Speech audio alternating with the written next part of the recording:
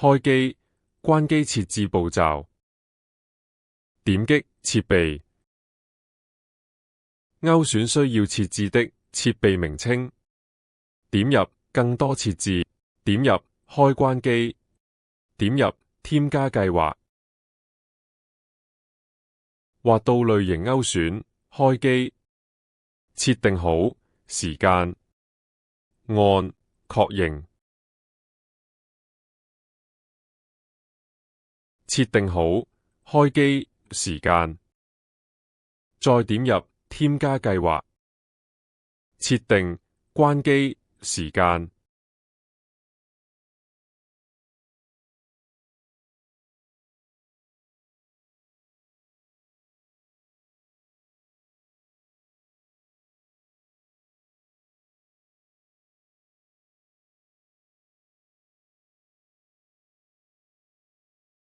設好時間後按確認鍵。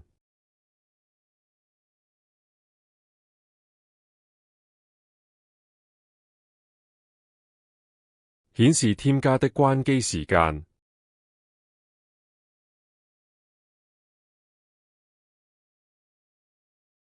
按鍵提交。